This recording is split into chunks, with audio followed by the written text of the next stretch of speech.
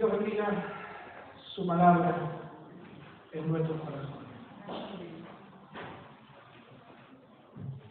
Como lo anticipé, estamos entrando en una etapa ya avanzada, gracias al Señor, de la lectura, del estudio de la carta a los romanos.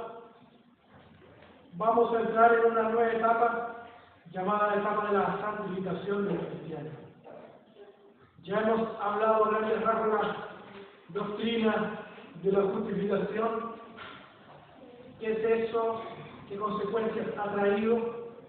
Y hoy comenzaremos a ver en los próximos domingos, algunas semanas, meses, este proceso que abarca el capítulo 6, 7 y 8 de la carta a los romanos, denominado el proceso de la santificación. ¿Hay diferencia entre la justificación y la santificación? Claro que sí, la veremos en un instante más. Entonces, a modo de una pincelada o un abuelo de pájaro, podemos recapitular lo siguiente. En el capítulo 1, específicamente del verso 18 del capítulo 1 al capítulo 3, verso 20, en su momento hablamos de la necesidad que tienen todos los hombres del Evangelio. Todos necesitan el Evangelio. Y también aquí, en el capítulo 1, del verso 18 al capítulo 3, verso 20, Pablo prueba de que todos están bajo la ira de Dios, porque todos son pecadores.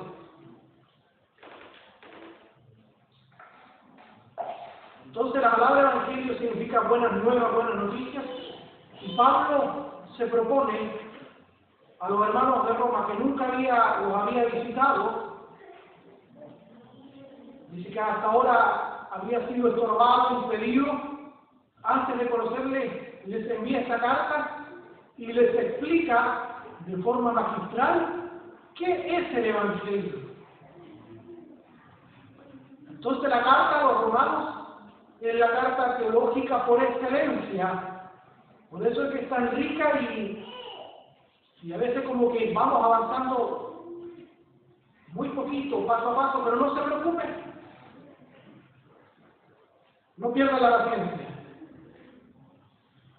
Vamos a estar acá, vamos a ocupar todo el tiempo que sea necesario. Y cuando terminemos la carta a los romanos, vamos a tomar cartas importantes.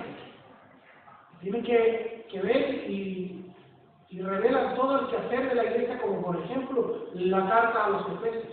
¿Y sabe cuando mastiquemos todo el Evangelio? ¿Sabe qué vamos a hacer de nuevo? Vamos a volver acá y vamos a comenzar de nuevo, porque el Evangelio nunca vamos a terminar de aprenderlo, de considerarlo, menos de aplicarlo. Siempre nosotros tenemos que estar aplicándonos el Evangelio a nuestras vidas. El Evangelio es el centro de la palabra del Señor. No sacamos nada nosotros con dejar de lado el Evangelio y ponernos a descifrar ciertas profecías que están post arrebatamiento de la iglesia. No sacamos nada nosotros con dejar de lado el estudio del Evangelio y dedicarnos 100% a la escatología, que son las últimas cosas que están para venir. Posiblemente hay muchas cosas que no desentrañemos. Me refiero a las profecías de Apocalipsis. Para poder entender las profecías de Apocalipsis, tenemos que estudiar a la par con Apocalipsis y tener abierto un libro del Antiguo Testamento que se llama Daniel. ¿Lo han escuchado hablar de Daniel? No podemos esmerarnos en descifrar qué día, qué año regresa el Señor Jesucristo por la iglesia, porque hay muchos que se han atrevido a dar fechas y han fallado, han errado porque es antibíblico, porque la palabra del Señor dice que el día y la hora nadie sabe. Eso cuando usted pase por las redes sociales visitando y haya un pseudo profeta, pastor evangelista, apóstol, pseudo apóstol, que hoy día no existen los apóstoles, anunciando la fecha del regreso, diga usted, no pierdo mi tiempo, paso de eso. Porque la palabra del Señor le quita el piso a todos esos agoreros. Entonces, ¿qué sacamos nosotros con apuntar netamente a la escatología? No estoy diciendo que nunca la vamos a ver ni la vamos a estudiar, pero descuidar lo que sí realmente es fundamental, que es el Evangelio del Señor Jesucristo. Eso sí que es primordial, importante. Por eso, cuando terminemos de ver el Evangelio, que es un decir, ¿cierto? Como que terminamos, clase terminada, egresé, siempre vamos a volver acá y siempre vamos a estar sacando cosas nuevas. Entonces, la carta a los romanos es la carta teológica por excelencia, y el apóstol Pablo se propone, antes de dar la buena noticia, le pone el espejo delante de los pecadores para que vieran primero su triste condición, pudieran enterarse de las malas noticias. Entonces, el capítulo 1, verso 18, al capítulo 3, verso 20, nos habla de la necesidad que todos los hombres tienen del Evangelio. Y el apóstol Pablo prueba de que todos están bajo la ira de Dios porque todos son pecadores. En el verso 21 del capítulo 3, todo el capítulo 4, el apóstol Pablo nos habla de la obra de nuestro Señor Jesucristo.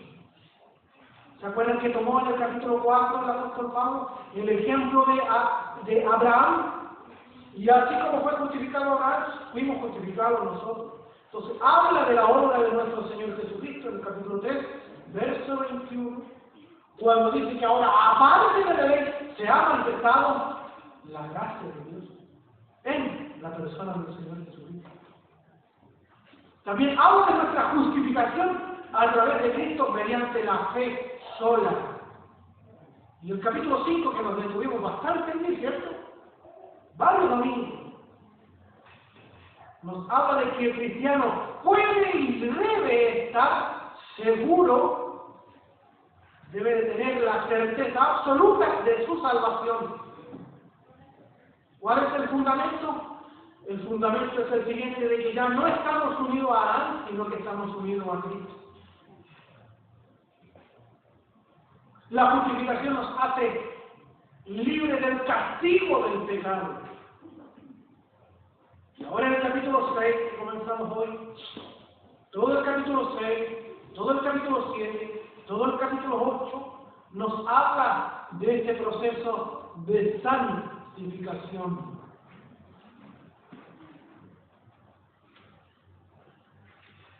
Que no es quietista de estarse quieto, sino que al este proceso el Espíritu Santo nos infunde gracia y poder, y somos todos nosotros llamados a trabajar también en este proceso, distinto de la justificación, que es obra total y absoluta del Señor Jesucristo. Es un acto.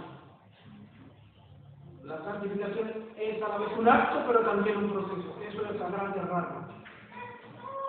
Pues en el capítulo 6, 7 y 8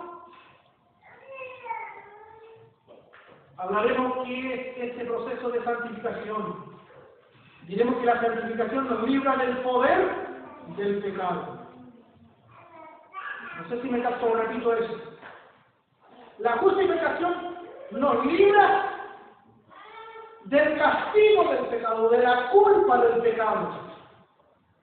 La justificación nos libra del castigo, de la culpa del pecado. Y la santificación nos libra del poder del pecado. Estos capítulos siguientes hablarán de la sojuzgación, del sometimiento del poder del pecado. Entonces, para que podamos hacer una clara distinción, ¿hay diferencia entre la justificación y la santificación? Claro que sí, aunque están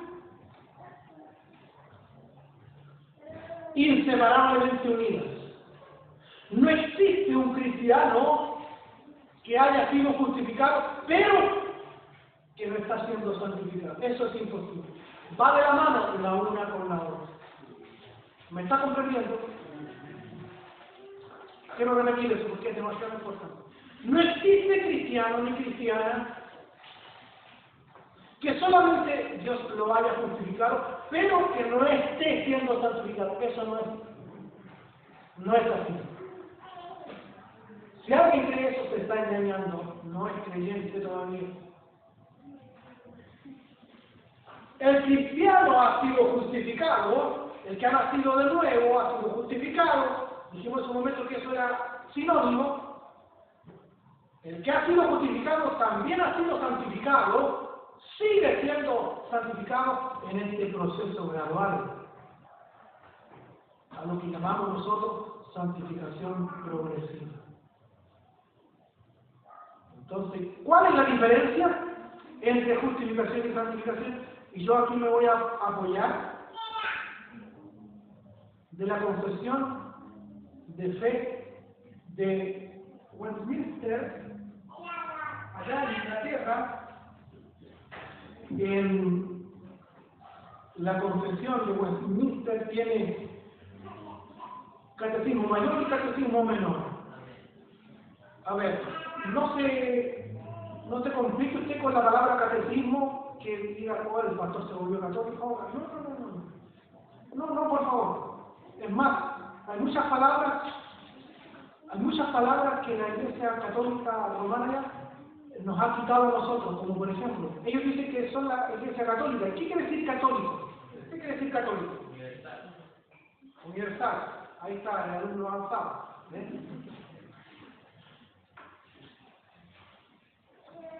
La palabra católico no significa nada más ni nada menos que universal. Entonces, nosotros somos católicos, ¿sí o no?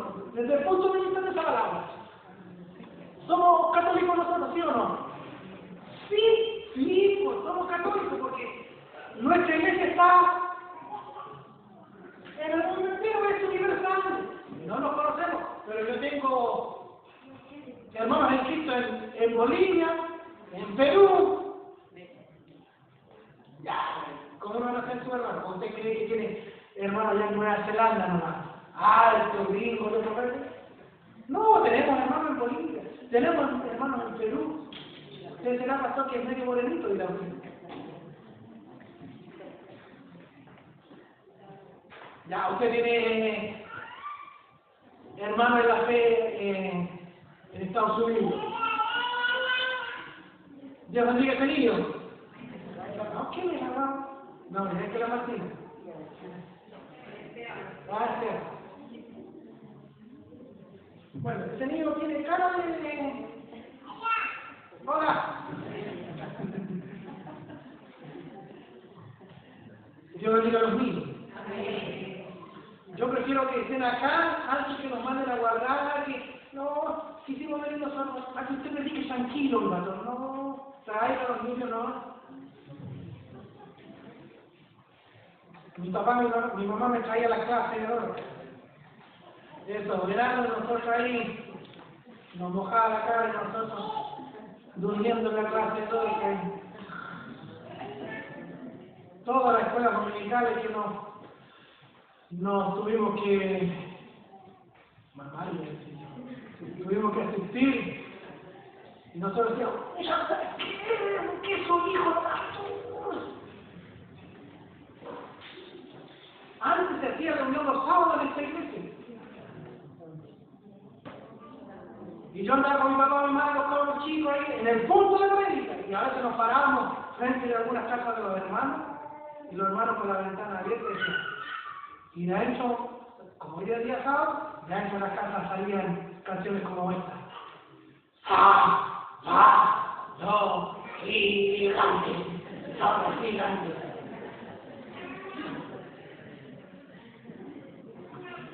Así, como muere la política. Entonces nosotros sabíamos que los hermanos estaban bien cansados de gigante. Y nosotros decíamos, ¿por qué no entendíamos? Pero bendita enseñanza, que nos dieron nuestros papitos. Qué bendita enseñanza. Gracias a Dios que no le doblamos la mano nosotros a ellos. No, aquí tengo bienestar. Y hemos visto los frutos. Nosotros tenemos que seguir haciendo lo mismo. Entonces, ¿me perdí? ¿Qué tal? Sí. Entonces, ellos dicen que son la iglesia católica. ¿Ya? La palabra católico quiere decir universal. Bueno, la verdadera iglesia católica, la verdadera iglesia universal somos nosotros. Ellos ni siquiera han venido a llamarse iglesia, porque ellos eso que ellos han hecho allá no merece ser llamado iglesia. Eso es una religión falsa. Muchos dicen que es la gran ramera, lleva a muchos al infierno. Entonces, usted puede ver cómo los parientes suyos que son católicos le cierran la puerta en su nariz. Porque ellos no quieren saber nada de Dios, nadie que les explique el evangelio y diga, salgan del error, porque ellos no quieren saber nada de Dios. Como usted y yo queríamos nada saber con Dios. Dios abre los ojos de nuestro entendimiento a través del Espíritu Santo, hace una criatura con nosotros y nos salva y nos rescata, tal como lo hizo con Pablo. Entonces, cuando hablamos de catecismo mayor y catecismo menor,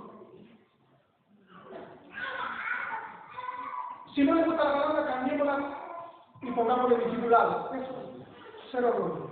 ¿Ya? Entonces, la Confesión de Fe de Westminster tiene catecismo mayor y catecismo menor. Oiga, todo el catecismo menor de Westminster, tremendas preguntas que tiene. Y eso que es para los niñitos. ¿Ya? Eso que es para los niñitos. Todo el catecismo mayor, usted, pregunta tan profunda y maravillosa, que hay que leerla mínimo 10 veces para poder entenderla. Entonces, ellos no le hacían caso al niño, pintar ballenitas solamente, todo el año, ¿cierto? Sino que iban ahí, se les empapaba del Evangelio a su entendimiento. Entonces, explicar el Evangelio. ¿Quién es Dios? ¿Quién es Cristo? Entonces, en el Catecismo Mayor de la Confesión de Fe de Westminster, en el capítulo o en la pregunta 77, yo la voy a leer acá la misma. ¿En qué difiere la justificación de la santificación? Repito, ¿en qué difiere la justificación de la santificación? Responde, aunque la santificación está inseparablemente unida a la justificación, están unidas inseparablemente, tanto santificación y justificación, sin embargo, hay diferencia entre ellos. La diferencia está en qué? 2 puntos, aquí presten atención. Aquí está la diferencia. En la justificación, Dios imputa, Dios nos acredita la justicia de Cristo. Eso ya lo hemos dicho, con eso usted lo sabe, ¿cierto? Eso es la justificación. Dios toma la justicia de Cristo y nos la aplica, nos la imputa, nos la acredita a nosotros. Esa es la justificación. Dios imputa la justicia de Cristo, mientras que en la santificación, su Espíritu Santo infunde gracia y capacita al creyente para ejercer esta justicia. En la santificación es el Espíritu Santo quien capacita al creyente. Es el Espíritu Santo quien capacita al creyente y le infunde su poder, lo capacita para poder ejercer esta justicia. La diferencia está en que en la justificación Dios imputa la justicia de Cristo, no es nuestra justicia, es la justicia de Cristo, y ahora es esa nuestra, Dios la ve como nuestra, aun cuando no lo es, ¿cierto? La imputa a nosotros y pasa a ser nuestra. Y en la santificación el Espíritu Santo infunde gracia y capacita al creyente para ejercerla. En la santificación el pecado es perdonado, mientras que en la santificación el pecado es subyugado.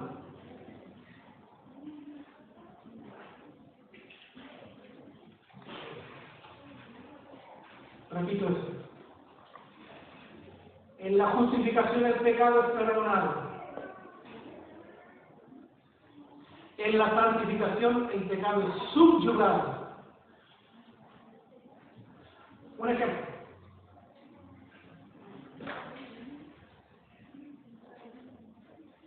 Nosotros fuimos descubiertos robando un tango.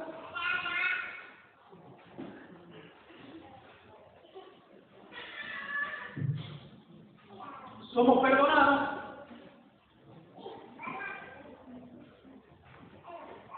El dueño de esa cosa nos perdona y nos dice, ya, no lo vuelvo a hacer más. Somos perdonados. Se perdona nuestro delito, nuestro pecado. Eso es la justificación. Pero nosotros no hemos recibido esa capacidad, esa influencia para dejar de hacer eso malo, que es hacernos amigos de la gente. ¿Cierto? Es como cuando el borracho se le perdona que se haya tomado todo el dinero, todo el sustento. Incluso puede cometer, no tomo nunca, pero nunca más. Ya, fue justificado, fue condenado. Pero ese borracho no tiene la capacidad para vencer ese vicio. Porque al próximo pago, en vez de cortar para la casa, va a cortar por la avenida Homero para allá y usted sabe para tiene para allá, para donde quiera. Y los que no son para el destino. Porque no tiene la capacidad. Puede prometer mucho, pero no tiene la capacidad. Pues bien, eso es. La justificación al pecador le perdona sus pecados. ¿Ha vivido esa experiencia? ¿Ha vivido esa experiencia? Bien. Pero ahora en el proceso de la santificación, ese pecado es subyugado, ese pecado es dominado, ese pecado es reducido.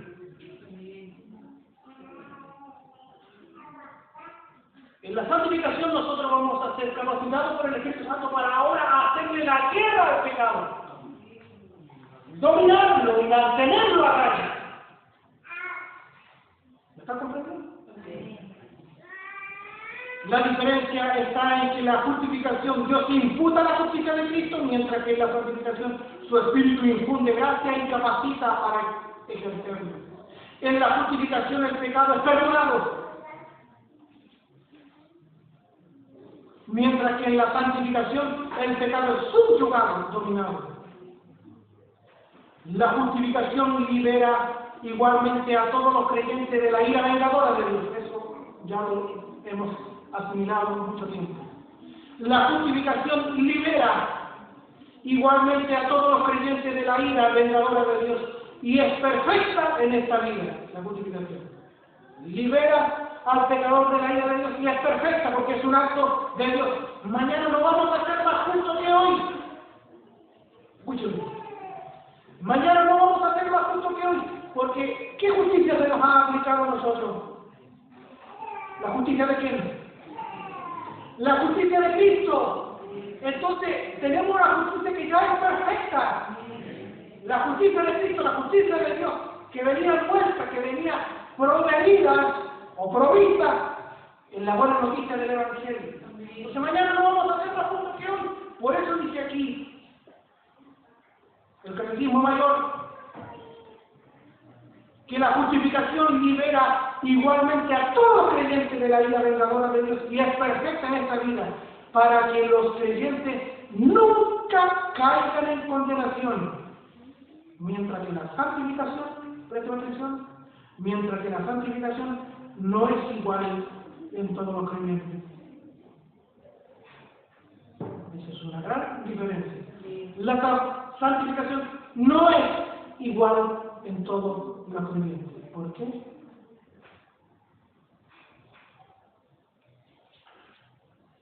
Porque aquí hay un porcentaje, o mejor dicho, estamos nosotros llamados por el Señor a participar de este proceso llamado la santificación progresiva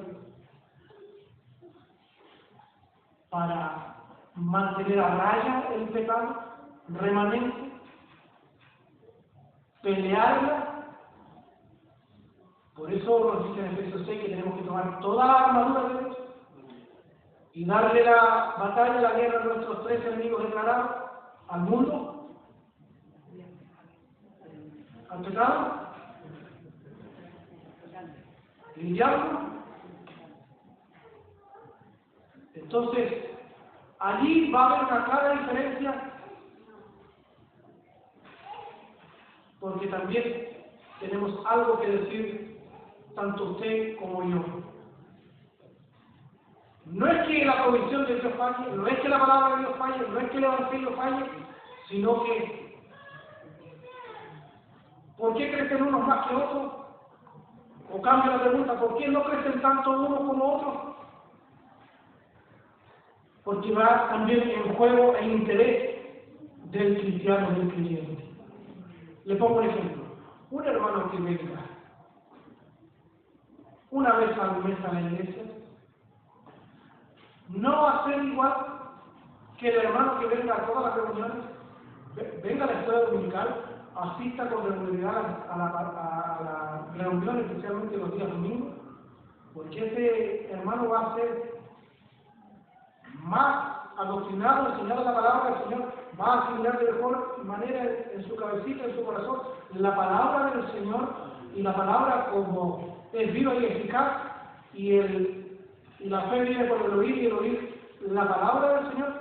Obviamente que el asistir más seguido a la iglesia le va a producir un mayor proceso de santificación. No estoy diciendo que el venir a la iglesia como por venir per se, estar aquí en el cuerpo presente, pero el espíritu divagar en la pega que desea media, en lo que tengo que hacer mañana, divagar. No estoy diciendo que eso va a producir buenos frutos, efectos, sino que el venir conscientemente a adorar a Dios, sentarse conscientemente, abrir la Sagrada Escritura, poner atención a la palabra del Señor, y lo más importante es practicar lo que se nos está enseñando. Va a marcar clara diferencia entre un cristiano y otro. Se va a ver reflejada en su vida espiritual, en su estabilidad espiritual. ¿Cree usted que un hermano que viva de vacación en vacación, que se pierda por mucho tiempo de la iglesia, por tiempo largo, usted cree que tiene una vida espiritual sólida, firme, estable en sus casas? ¿Cree usted eso? ¿Cómo podríamos creer eso? Si nosotros para poder permanecer sólidos, firmes, estables, necesitamos atender y venir a los medios de gracia. Porque usted solo no puede, mi amigo, usted solo no puede, hermana, este pastor tampoco puede solo,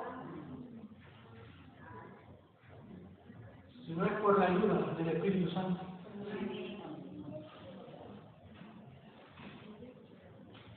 Entonces, mientras que la santificación no es igual en todos los creyentes, ni es perfecta en ninguno de ellos en esta vida, sino que los hace crecer hacia la perfección. Repito eso. La santificación no es igual en todos los creyentes, ni es perfecta. ¿Cómo? Yo pensé que estaba listo. Discúlpeme, tengo terrible noticia que darle. Nuestra santificación, mientras estemos aquí en esta vida, nunca va a ser perfecta. Nadie puede decir, ya, pastor, toqué techo yo, ya, ahora sí, estoy santo, mire, por donde me miren yo estoy santo. No va a pasar eso, pero no porque no vaya a pasar en esta vida, va a ser una excusa para nuestra vecina y quedarnos de la banca. Entonces si no se puede, el pastor me está diciendo que si no se puede, entonces ¿para qué esforzarme? No, porque vamos a ir viendo en este capítulo 6, 7 y 8 que el Señor nos manda a hacer morir lo terrenal, que no reine otra vez al mundo, a los inconversos, o nos está diciendo a nosotros. Nos está diciendo a nosotros. Entonces hay mucho trabajo por delante. La santificación no es igual en todos los creyentes, ni es perfecta en ninguno de ellos en esta vida, sino que los hace crecer hacia la perfección.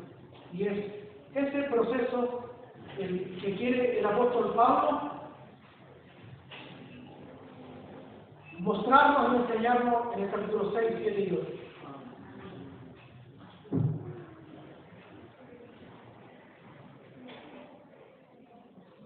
¿Qué dice el versículo 1? ¿Qué pues diremos? ¿Perseveraremos en el pecado para que la gracia abunde? Pablo sigue con esta discusión, con este debate, con este hombre imaginario, como dijimos en su momento, lo que es conocido como una diatriba, como una polémica, como un debate con un hombre imaginario. Entonces podríamos parafrasear este versículo 1 de la siguiente manera. Pablo si enseña que la gracia de Dios se manifiesta ante la incapacidad del hombre en pos de su ley.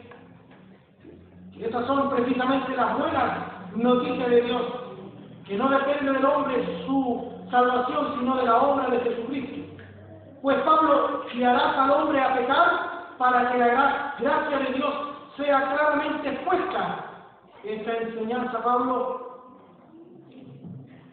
debilita la moralidad. Tristemente, la doctrina de la justificación por la fe ha recibido innumerables calumnias alrededor de la historia de la Iglesia. Un solo ejemplo, la hora ha avanzado raudamente debido a lo que tuvimos que hacer anteriormente. Por eso ya les hablé antes que vamos a ir a vuelo de pájaro. Estamos haciendo una introducción, pero ya vamos a ir viendo con mayor detalle. Por ejemplo, ¿le suena el nombre de Voltaire o Voltaire, que escriben en español? Voltaire o Voltaire. ¿Qué decía? Él decía, Dios perdonará, este es su oficio. Como cuando un humorista decía, Jesucristo vino a los pecadores. Entonces, no lo defraudemos. Entonces, Voltaire también decía lo mismo, algo parecido. Dios perdonará, ese es su oficio, dando a entender que las personas debían estar tranquilas en la forma que vivían. El apóstol Pablo ya advirtió que eran muchos los que estaban difamando su enseñanza. En la época de Pablo ya estaban difamando, desacreditando la enseñanza, la doctrina de la justificación por la fe solamente. Mire lo que dice el capítulo 3, verso 8.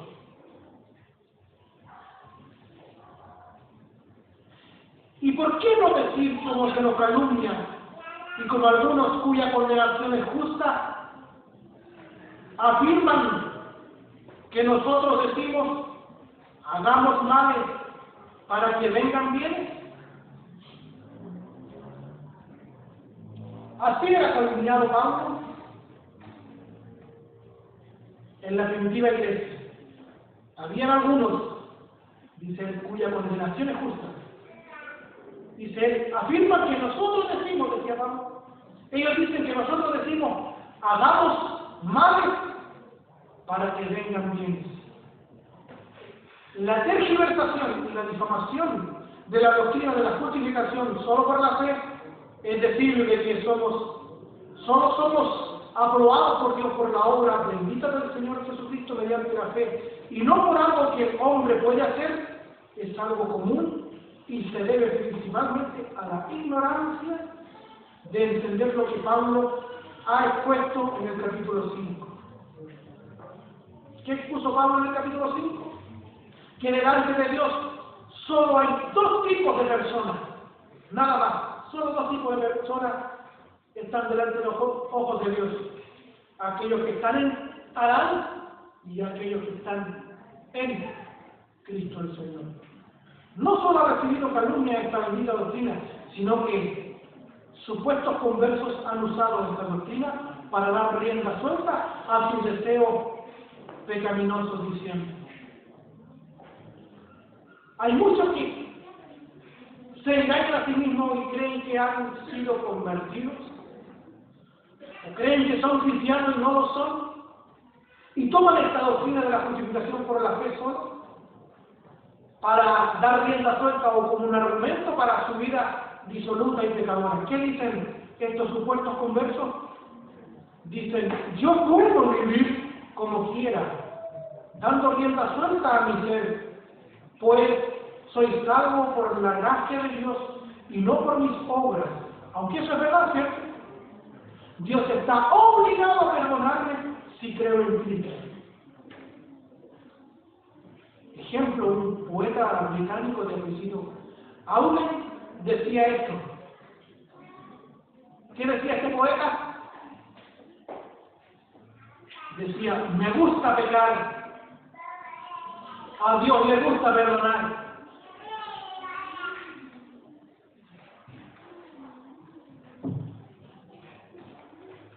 Muchos falsos cristianos tienen ese pensamiento en la actualidad. Iglesias enteras de los pastores para abajo. Me gusta pecar, a Dios le gusta perdonar. El mundo está organizado de una manera absolutamente admirable, decía este poeta. Vamos a la primera referencia. Judas, verso 4. Judas, ¿qué capítulo es ese capítulo? Judas. ¿Qué capítulo? Ese era para los bíblicos, hermanos, si sabemos que Judas tiene solamente un capítulo. Pero usted dijo, quiero ayudar al pastor, debe ser el capítulo 60. Como cuando un pastor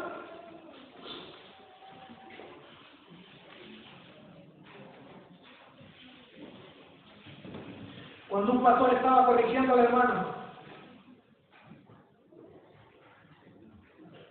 El pastor estaba corrigiendo al hermano y le dijo, no hermano, las cosas no son así. Eso lo dice Lucas 31. Y el hermano, que parece que era más bíblico que el pastor, le dijo, pastor, pero Lucas no tiene el capítulo 31. Y el pastor Vivaracho dijo, no, así no lo tiene, debería de tenerlo, debería de tenerlo. No busque Lucas 31, por favor, porque no tiene. Entonces, Judas tiene un solo capítulo. Mire lo que dice en el verso 4. porque algunos hombres han entrado encubiertamente, los que desde antes habían sido destinados para esta condenación. Hombres impíos que convierten en libertinaje la gracia de nuestro Dios y niegan a Dios, el único soberano, y a nuestro Señor Jesucristo. Entonces, falsos conversos, y si son falsos conversos, son falsos cristianos, que al igual que lo que advierte Judas en la primitiva iglesia, han entrado encubiertamente los que desde antes han sido destinados para esta condenación, hombres impíos que convierten en libertinaje la gracia de nuestro Dios. Y aquí quiero que nos detengamos unos breves instantes, que hay muchos al día de hoy que calzan súper bien este verso 4 de Judas, que convierten en libertinaje la gracia de Dios. ¿Ha escuchado usted hablar de las 3 S? No estoy hablando del Tercer Reich, la GFS, sino que estoy hablando del salvo siempre salvo. Yo cuando era pequeño, que no fue mucho tiempo atrás,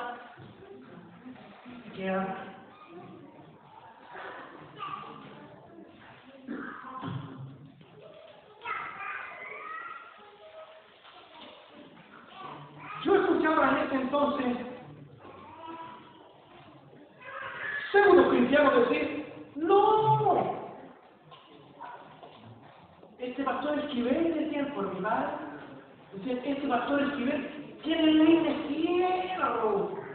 No, si ahora nosotros estamos en la gracia,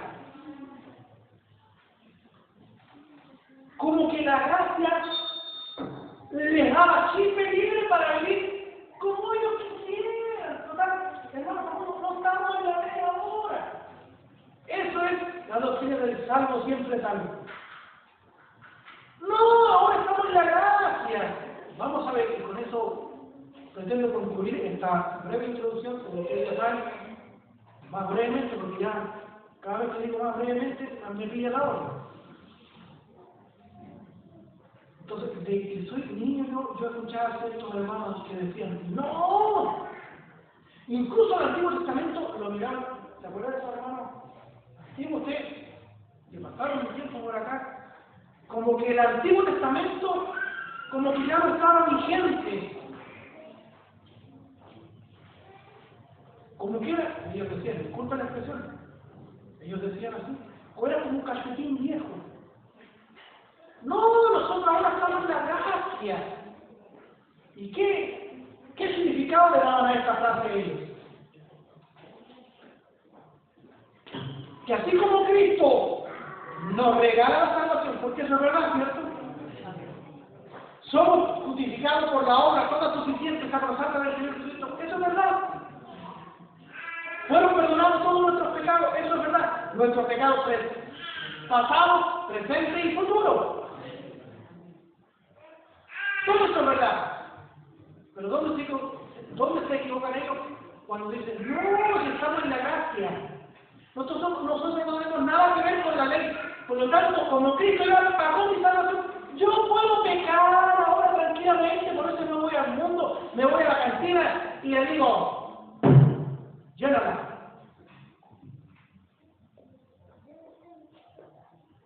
Y voy en la cantina, un día fui evangélico, pero como ya me enteré que Dios me hizo salvo y no puedo perder mi salvación, porque la salvación es segura, no puedo perder mi salvación. Entonces, como estoy en la gracia, yo vivo mi vida y le doy rienda suelta a mi carne, a mi pecado. Total, como estoy en la gracia, no lo voy a perder. Eso no es así, eso es una mentira.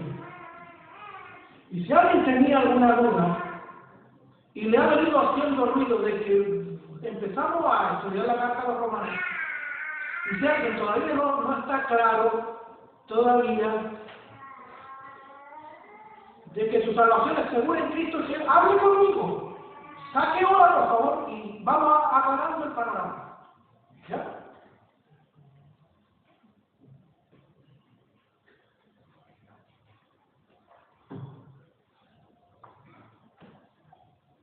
Entonces, supuestos conversos han usado esta doctrina para dar rienda suelta a sus deseos pecaminosos diciendo, yo puedo vivir como quiera. ¿Eso es verdad o no? Hermano, veo que están tan concentrados. ¿Eso es verdad? Yo puedo vivir como quiera, porque como estoy en la gracia, ¿eso es verdad o mentira? Yo puedo vivir como quiera, dando rienda suelta a mi ser, pues soy salvo por la gracia de Dios y no por mis obras. Dios está obligado a perdonarme si creo en Cristo.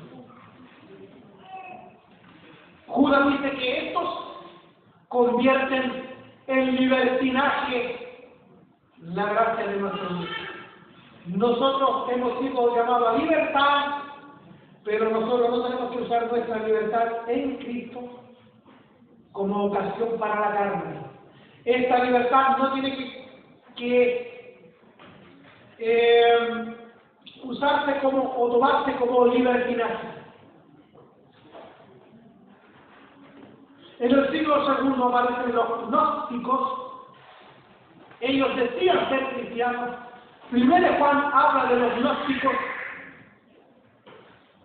Juan apóstol escribe su carta refutando la enseñanza de los gnósticos. Ellos decían, lo que pasa que lo que importa es el espíritu, el alma, el cuerpo no. El cuerpo no. Entonces, vivan o vivamos como se nos ocurra. Total, lo que le importa a Dios es el alma del corazón.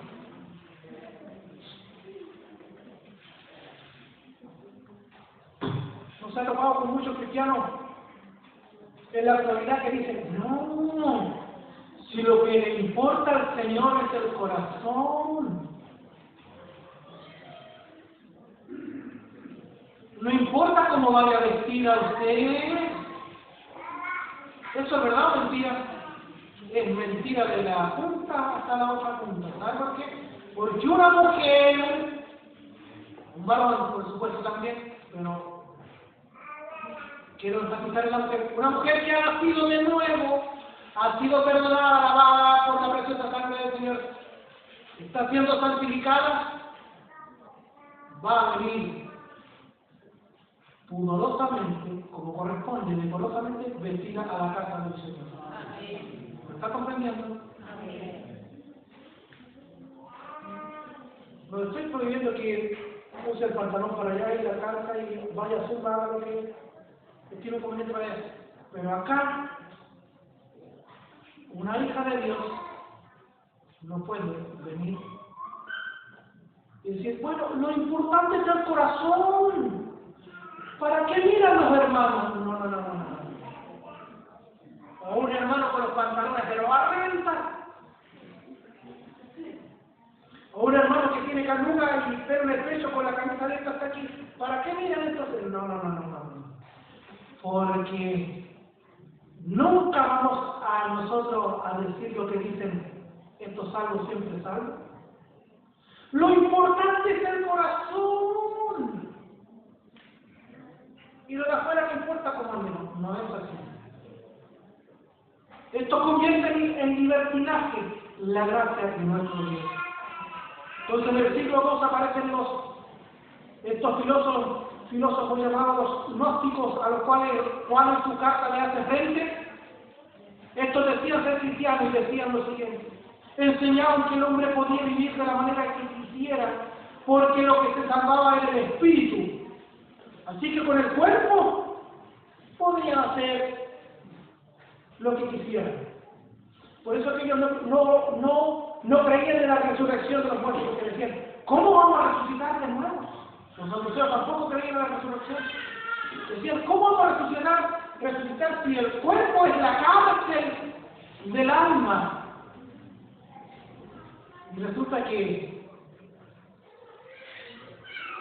1 Tesalonicenses 5:23 dice que el Señor guarde todo nuestro ser por completo, espíritu, alma y cuerpo. Son de Dios. Dice que nuestro cuerpo es templo del Espíritu Santo. Y si alguien destruye el templo de Dios, Dios le destruirá a él. Entonces, salvo siempre salvo, es un mal entendimiento de la gracia de Dios.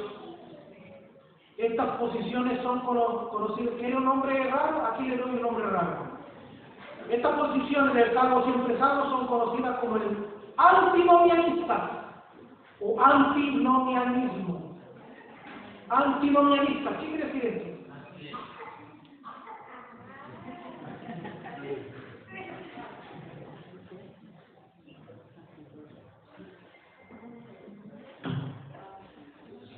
Bien, pecador. Está bien.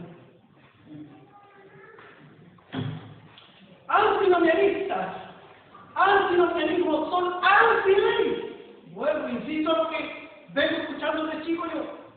No, si ahora estamos en la gracia, como querían decir chip libre. Y eso nunca lo he avalado ni lo vamos a avalar. Esta gente está antinomianista, es el mismo pensamiento antiguo de los gnósticos. El cuerpo, hagan lo que quieran, si lo que importa es el almita, como decía un hermano antiguo. Un hermano quería trabajar a media con el Señor. Trabajemos a media, Señor. Un hermano picaba la araña, le decía, trabajemos a media, Señor. Llegaba una mujer, una dama, y el varón decía, a media, Señor, la almita va a usted y la carnita va a mí. ¿Qué tal ese evangelista? Bueno, que el Señor lo reprenda, que alguien tiene este ministerio aquí. Que el Señor lo reprenda. No vaya usted a salir, mi pastor, siento el llamado de Dios a ser misionero, evangelista. Bien, vaya a Ucrania, vaya al África. Entonces, chicha fresca quería trabajar a media con el Señor. Toda jovencita que llegara, Señor, la almita para usted y la carnecita para mí. Total, lo que al Señor le interesaba era el alma, y vamos a ver que eso no es así. Entonces, esos antinomianistas, anti-ley de Dios,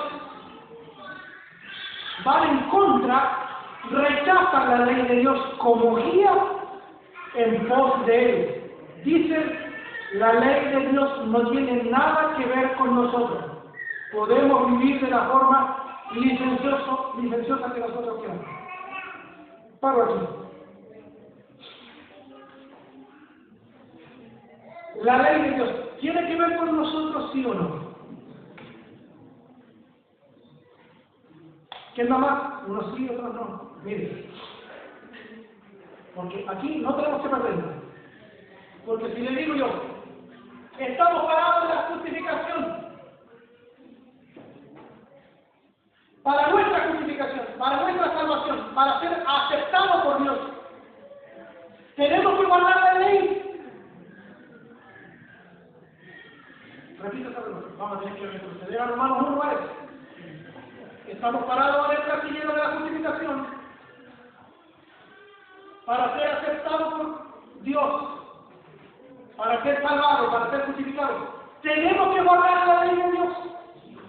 ¿Sí o no? ¡No! ¡No! Porque el Señor la cumplió. ¡No! ¡Él la cumplió!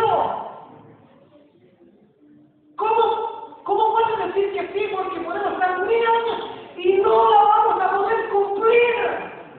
Y porque el Señor sabía que no la íbamos a cumplir, por eso Él tuvo que venir a cumplirla. Porque usted no está en capacidad, no estoy en capacidad yo para cumplir la ley, para salvarme, por eso que Él la cumple. Por eso le dije yo, estoy parado frente a la justificación. ¿Tengo que cumplir la ley de Dios yo para poder salvarme? No, porque eso, si usted me dice que sí, eso sería salvación por obra. Y en Efesios 2, del 8 al 10 dice, por gracia soy salvo. ¿Qué más? Póngala, por favor.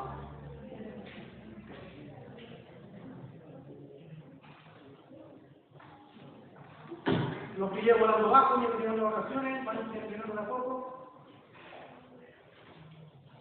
Se da cuenta que no es fácil agarrar al tiro, por eso hay muchos que leen un verso hoy día aquí, luego para otro mes aquí, hermanos, no. La carta a los hermanos es una carta, ¿y cómo lee usted la carta que le manda su enamorado a usted?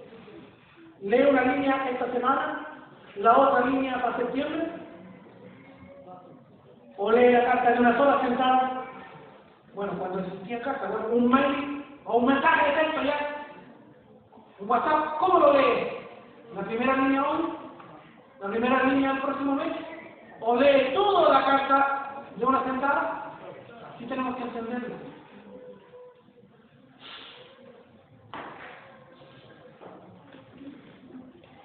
¿Quería avanzar más rápido? Repito. Estamos parados frente a la justificación. La pregunta era, ¿usted y yo tenemos que guardar la ley para ser salvos? Y la respuesta rotunda que esperaba yo era un rotundo no. Y a continuación la explicación. No porque el Señor cumple perfectamente la ley, muere por nuestros pecados y usted me explica la obra redentora. Y ahí me saca Efesios 2, 8 al 10. Porque por gracia somos salvos, por medio de la fe. Y esto no de nosotros, es un don de Dios, no por obras para que nadie se gloríe. Entonces la salvación no es por obra. Aunque usted viviera 100 años más, que ninguno creo que llegue a los 100 años aquí, nunca usted podría cumplir la ley perfectamente para ser salvo. Eso es imposible.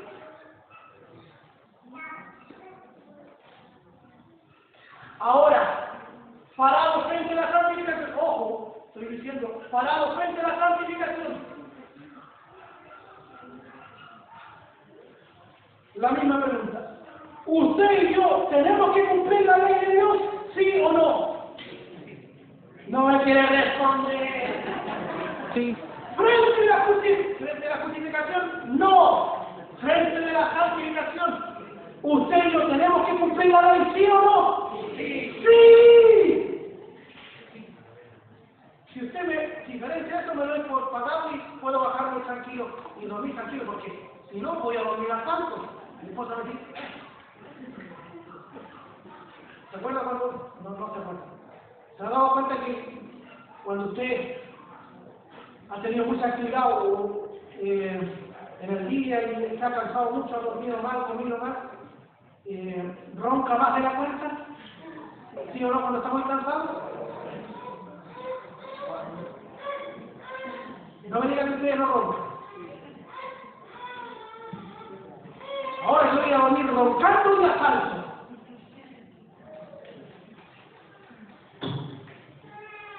No sé cuántos vasos de agua. No se preocupe, vamos a terminar. Está buena hora para cerrar la reunión. Ya, concentrémonos. Ahora sí, recapitulo. Es importante que presten atención para acá. Aquí se equivocan los salvos, siempre salvo los antinomianistas. Yo le hice la pregunta. Parado frente a la justificación, quiero que la justificación es ser aprobado por Dios. Es lo mismo que decir ser salvo. Frente a la justificación, usted y yo tenemos que guardar, tenemos que cumplir la ley. Frente a la justificación, tenemos que cumplir la ley de Dios para ser salvo, y usted tiene que responder un rotundo no. No por obra, para que nadie se gloríe. Toda la honra, toda la gloria, toda la alabanza es para el Señor. Ahora en la santificación, ya hemos sido salvos, ya hemos sido justificados. Estamos parados frente a la santificación. La misma pregunta. Usted y yo tenemos que cumplir, guardar la ley de Dios. Y usted me responde un rotundo sí. Pero no guardar y cumplir la ley para ser salvos, porque ya hemos sido salvos. Guardamos, cumplimos la ley de Dios. Ahora que ya somos salvos, el Espíritu Santo nos capacita para cumplir la ley. Ya no para ser salvos, sino que la ley del Señor como una guía. Como una guía moral de nuestra carrera, de nuestra vida espiritual. ¿Me comprendió eso que me ha hecho transpirar toda la camisa y me está saliendo ganas? Desde que empezamos a ver Romanos, me estoy poniendo ganoso. ¿Qué dicen los antinomianistas? No, hermano, no vaya tan seguido de que no le haga caso a papá. Mire, eso de Romanos, no, si no es necesario ir a la escuela dominical. Yo quiero más de Cristo nomás. ¿Cómo vamos a saber más de Cristo? ¿Cómo vamos a conocer más a Cristo si nunca vimos la Biblia, nunca estudiamos la palabra del Señor?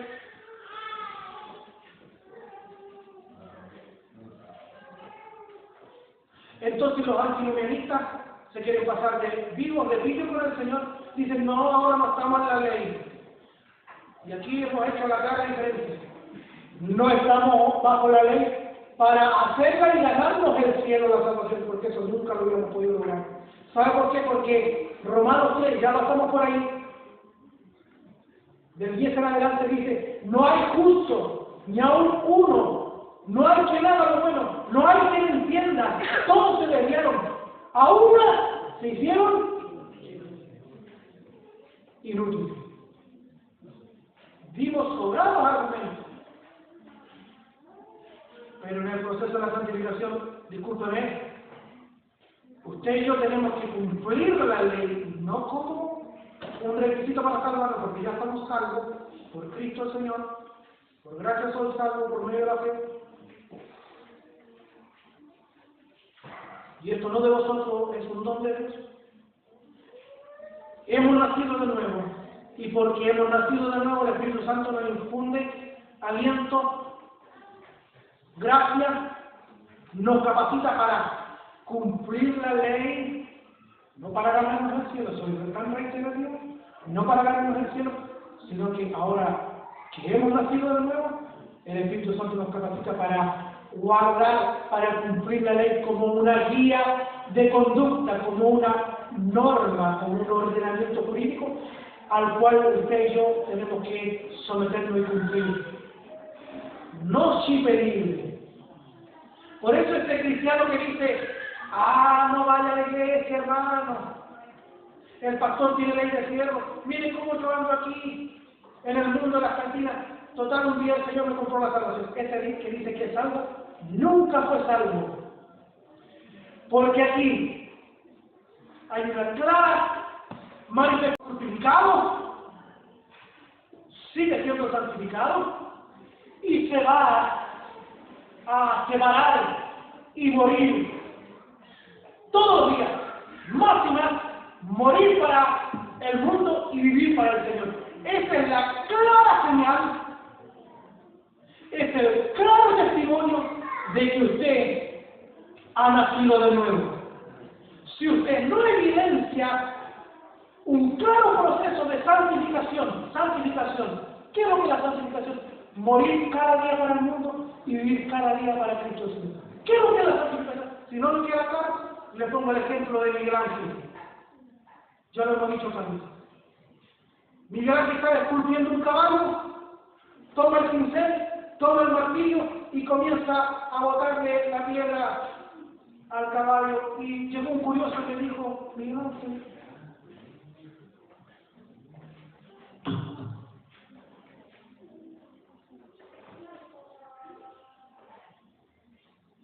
Miguel Ángel, ¿cómo sabe dónde tiene que pegarle a la piedra? ¿Qué pedazo de piedra sacar? Miguel Ángel dijo, fácil eso. Yo saco a la piedra todo lo que no se parece al caballo. A lo mejor los dos de mismo. Pero vale este ejemplo porque es un ejemplo del pastor Sugel, si lo ubican ustedes. Es lo mismo que hace el Espíritu Santo con nosotros en el proceso de la santificación. Nos va moldeando y cada día va sacando lo humano, lo terrenal, lo pecaminoso. Y va labrando a Cristo en nuestra vida. ¿Cuántos de ustedes dan testimonio hasta el día de hoy que nuestro amado pastor tenía una semblanza, tenía un carácter, tenía algo tan especial que prácticamente podíamos ver a Cristo reflejando su rostro? Ay, ¿quién levanta la mano? Pues bien, mire, tremendo referente que tengo yo. Mire, tremenda vara alta que me dejó mi pastor. ¿Por qué eso tengo que lograrlo yo? A lo mejor usted dice, oh, tan lejos tengo, pastor. Claro que ando lejos. Por eso tengo que vivir de rodillas humillado ahí. Señor, haga conmigo misericordia. ¿Y usted refleja a Cristo? Porque eso no es para pastor, ¿no? ¿Usted refleja a Cristo? ¡Sí! Pero ahora ven conmigo. Pásame esta. Pastor, pásame estas hermanas para disimulársela aquí van a ver. ¿Reflejamos a Cristo o no reflejamos a Cristo? ¿Me habrán sacado el auto del estacionamiento? ¿O tendré que allá, pasear allá? ¿Somos o no somos? Entonces, tenemos que cumplir la ley de Dios. Pero, pastor, usted dice la ley de Dios, pero ¿cuál es la ley de Dios? Básicamente, Éxodo 20, los 10 mandamientos.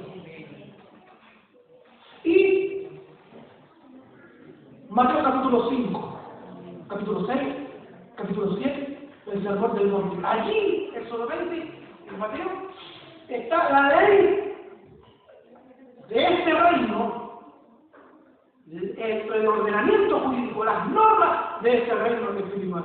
Entonces, no a los antinomianistas, no a los salvos siempre salvos, porque el que ha sido salvo ama la ley de Dios, como dice el salmista David. Oh, cuánto amo yo tu ley.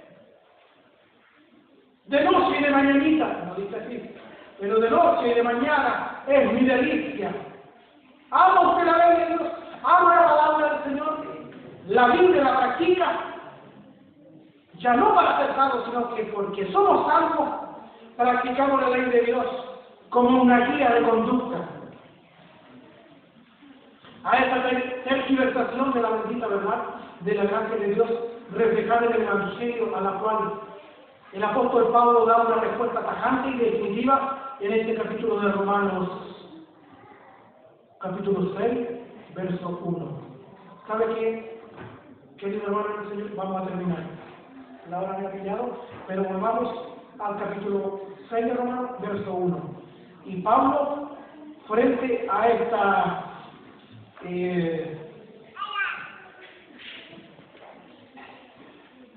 frente a este pensamiento antinomianista, dice aquí en el capítulo 6, verso 1, ¿qué pues diremos? ¿Perseveraremos en el pecado para que la gracia abunde? En ninguna manera. Porque los que hemos muerto, ¿cómo viviremos aún en él? Y esa frase es demasiado importante. La seguiremos desglosando en las próximas reuniones. Los que hemos muerto al pecado, ¿cómo viviremos aún en él? Usted y yo hemos muerto al pecado. Estamos muertos para el pecado. ¿Cómo de la siguiente manera. Verso 3, ¿o no sabéis que todos los que hemos sido bautizados en Cristo Jesús hemos sido bautizados? Afortunado que dije. Cuando Cristo estaba muriendo por los pecados suyos y míos en la cruz, Él verdaderamente lo estaba pagando allí. Queda la deuda saldada. Cuando Cristo desciende a la sepultura, como Él muere, allí estábamos muriendo nosotros. Allí estábamos muriendo nosotros.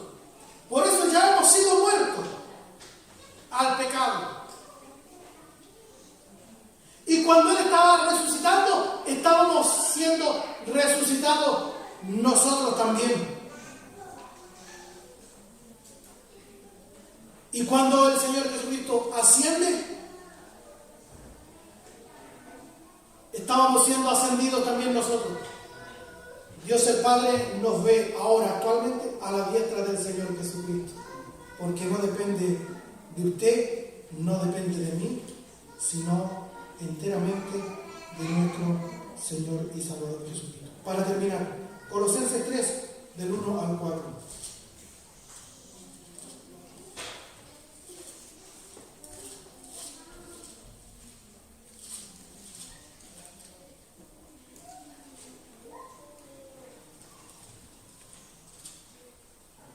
Mire, Colosenses 3 del 1 al 4. Si pues habéis resucitado, tiempo pasado, todo pasó en Cristo. Si pues habéis resucitado con Cristo, buscad las cosas de arriba donde está Cristo sentado a la diestra de Dios. Poned la mira en las cosas de arriba, no en las de la tierra, porque habéis muerto.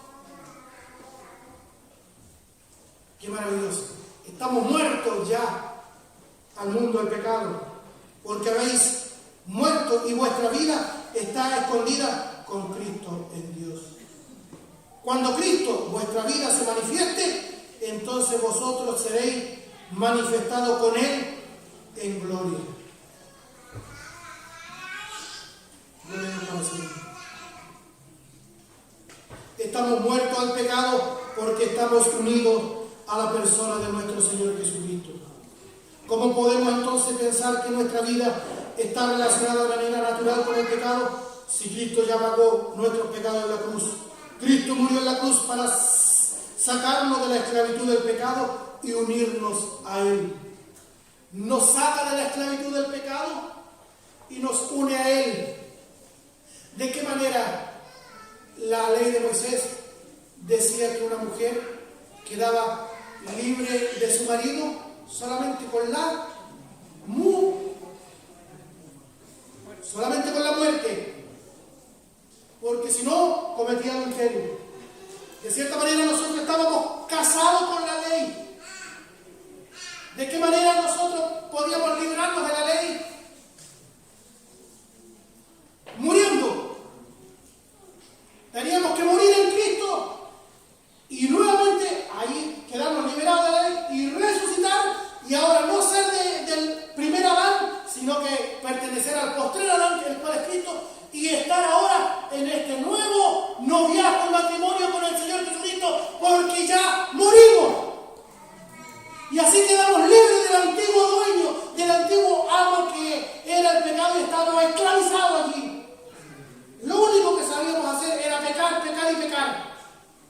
Y ahora en la obra bendita del Señor Jesucristo morimos para el mundo, para el pecado, resucitamos y esta nueva vida la vivimos en la fe del Hijo de Dios, como dice Gálatas 2:20. Con Cristo estoy juntamente crucificado, dice Pablo. Y ya no vivo yo, mas Cristo vive en mí. Y lo que ahora vivo yo en la carne, lo vivo en la fe del Hijo de Dios, el cual me amó y se entregó a sí mismo por mí. Quedémonos con esto. El capítulo 6 nos enseña que ya hemos sido libertados del pecado. Cristo nos hizo libres. El papel de la santificación, a la cual usted y yo estamos invitados a participar por el poder del Espíritu Santo, no en nuestras fuerzas, es mantener a raya el pecado, mantenerlo subyugado. no darle ocasión a la carne y resistir la tentación.